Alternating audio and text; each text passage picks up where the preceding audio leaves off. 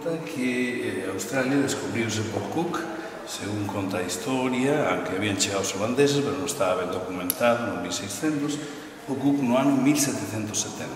Pois aquí estamos falando do ano 1520, 1521, máximo 1522. Pois isto está a toponimia completamente en portugués, é dicir, non cabe trampa nin cartón.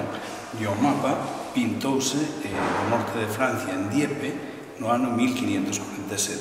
É dicir, que non hai volta atrás, o documento estaba moito tempo antes, 250 anos antes de chegar os ingleses, non? E esta é a outra parte. Era loco, grandísimos cartógrafos portugueses, foron os cartógrafos que ademais puxeron por primeira vez nun mapa Japón. Japón nunca había aparecido nos mapas en Europa, e estes cartógrafos foron os primeiros que os pintaron.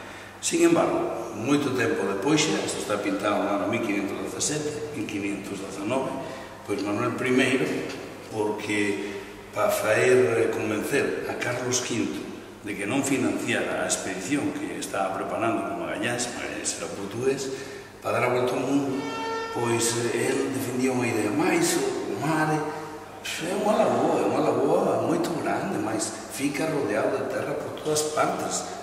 Por onde vas, Carlos? Entréganos ese portugués, guarda o teu dinheiro, irás a catástrofe neso, non? E por eso ponía rodeado de terra. Claro, nunca podría dar a volta ao mundo, non? É dicir, un gran cartógrafo pintando un mapa única e exclusivamente por cuestións políticas, porque se da realidade, non? Inteira, que se ve a costa do Brasil prácticamente inteira, non? É un mapa que ademais ponde, aquí xa se chama Brasilis, pero de todos modos ponde manifiesto por que Brasil cambiou de nome.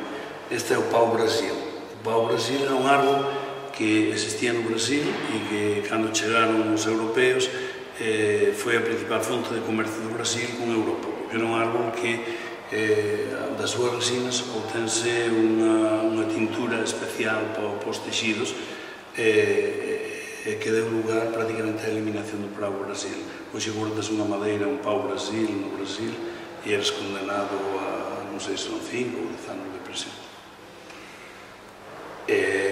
Brasil cambiou de nome, porque o Brasil era Santa Cruz e a raíz do pau Brasil, puxen de Brasil. Vão haber os detalles por dentro, son moitos, non? O que dicen os brasileiros que eles nunca foron indígenas, porque realmente os indios iban medianamente vestidos, non iban